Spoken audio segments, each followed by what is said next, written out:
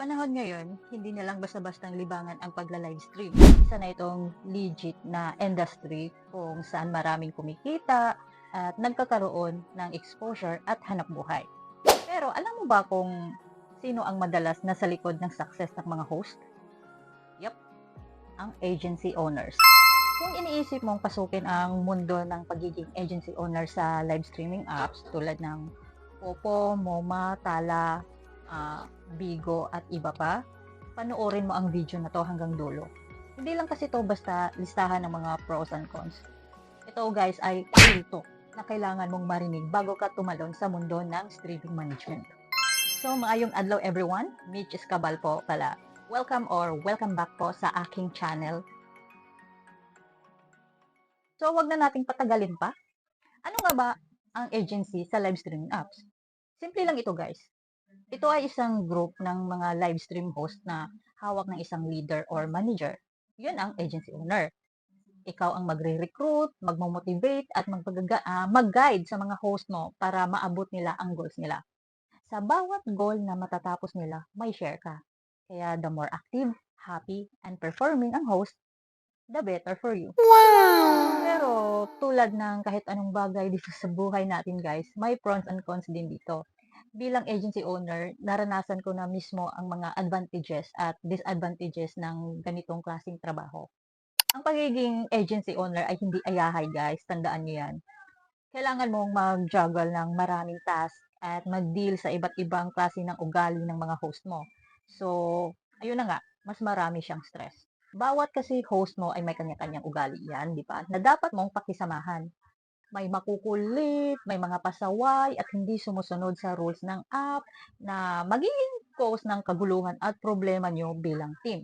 May mga pabebe, magtatampo kung nakaligtaan bigyan ng ayuda, may mga reklamador, may aasa lang din sa ayuda, walang galaw-galaw, may mabait pag andyan ka pero tinitira ka na pala ng palihim, may mga host din na negatibo, may host din na nagmamasid-masid lang tas biglang mawawala, gagawa na pala ng agency.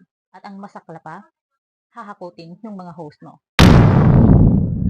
Maiisip mo na lang talaga na, ako ang nagpakahirap magturo sa mga to. Kasi 'di ba, di talaga madali magturo sa mga ganito, lalo na kapag mga baguhan sa live streaming apps. Tapos hahakutin lang, ganun lang ka-easy para sa kanila. OMG. Pero at the same time naman guys, may mga masisipag at mapagkakatiwalaan naman. Number 2, mas maraming conflict at drama. Isa sa pinaka-underestimated na bahagi ng pagiging agency owner ay ito, ang drama at conflict na dala ng tao. Opo, tao po, yes po talaga. Hindi technical issues, hindi quota problems, kundi tao mismo ang source ng pinaka-stressful na parte sa pagiging agency owner. Sa mga live streaming apps, ayun na nga, tulad ng Bigo, Popo, Tala, Moma, yung mga ganun.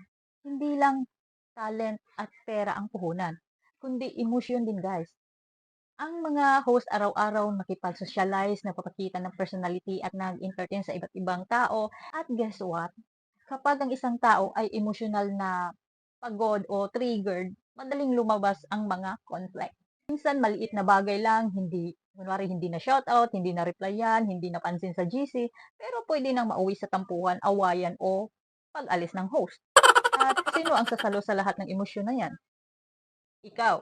Yes po, ikaw, ang agency owner. Isa sa mga pinakaugat ng drama ay inggit at kompetisyon. Bakit mas madaming gift si host A? Bakit mas binibigyan ng pansin si host B? Bakit siya ay may campaign support tapos ako wala? Minsan kasi guys, kahit pantay ang trato mo, hindi mo maiiwasan ang comparison sa loob ng agency mo. At kapag hindi mo ito mamanage ng maayos, pwedeng masira ang moral ng buong team. At ang masakit, minsan ikaw pa ang masisisi sa issues na sila mismo ang nag-umpisa. Number 3, pag-aaway ng host at agents. Hindi lang ang mga host ang nag-aaway-away. Minsan, fellow agents or co-managers mo rin ay may sariling opinion, strategy o ego. May mga gustong masunod, may mga na-insecure, may mga hindi marunong makipag-collaborate. hindi mo pa naayos ang problema ng isang host, may bagong issue na naman sa loob ng core team mo. Nakaka-drain, sa totoo lang. At kung hindi mo alam paano i-handle yan, ang interpersonal na conflict, maaaring bumagsak ang leadership mo.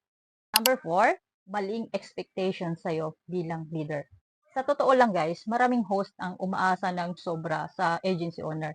Akala kasi nila, ikaw ang magbibigay ng ayuda sa lahat ng oras, mag-aalaga 24/7, magsosolve ng lahat ng problems nila, at kapag hindi mo nagawa lahat ng yan, kahit hindi mo naman trabaho, ikaw pa minsan ang masama. They might leave, badmouth you, or incite drama sa ibang host.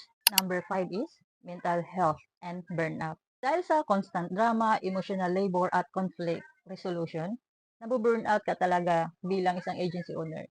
Hindi mo na may enjoy ang passive income kasi may active stress ka araw-araw eh. Instead of focusing on strategy, growth, or innovation, masyado kang abala sa pagsalo ng problema ng iba. At kapag ikaw ay napuno, maaaring mawalan ka ng motivation to continue. Yung negosyo na dapat masaya, nagiging source na ng anxiety. Ito pa, problema mo sa real life mo at problema mo online, magko-collab na. The difficulty is not only emotional, pero pati na rin sa physical. Yung halimbawa, pagod ka na nga sa problema mo sa bahay nyo, tapos dagdag pa itong problema sa mga members o host mo, pinagsama na. Lalo na halimbawa, si host mo ay may problema sa withdrawal. Tapos ginawa mo na lahat, nag-reach out ka na sa admin, anything na agent work and obligations, nagawa mo na. Pero di nasusolve ng mismong admin, hindi ka paniniwalaan ng host mo, tapos ikaw pa ang sisihin. Dami na nilang sinasabi. Alam nyo ba yung feeling na ganun?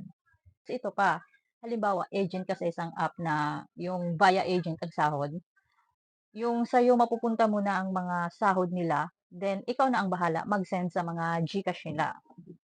Kapag yan ay magkaroon ng delayed, hindi mo matatanggap ang mga sahod sa petsa na sinasabi, asahan mo, may mga magdududa talaga sa iyo. What? Pagdududahan o pagbibintangan ka na itinakbo mo yung pera nila which is hindi mo ginawa or never mong nagawa. At ito pa guys, may mga host talaga na never nila maintindihan ang rules or policy ng isang app. Kapag nagkakaroon ka ng host na ganyan, asahan mo ang mga salungatan. At kapag paulit-ulit mong sinusubukan na ipaliwanag, ngunit hindi ka pa rin maintindihan, madadanas mo ang stress. Or worse, bilang isang agent, makakaramdam ka ng kawalan ng pag-asa. The result? Burnout, stress, anxiety, illnesses na di mo nakikita pero nararamdaman ng iyong katawan at isipan. Sa live streaming industry, kapag sinasabi mong agency owner, ang unang iniisip ng karamihan ay wow, maraming pera yan. What? Sila ang kumikita sa bawat host, easy money lang mga yan. Sila yung mga nagpapayaman habang nagtatrabaho ang mga host.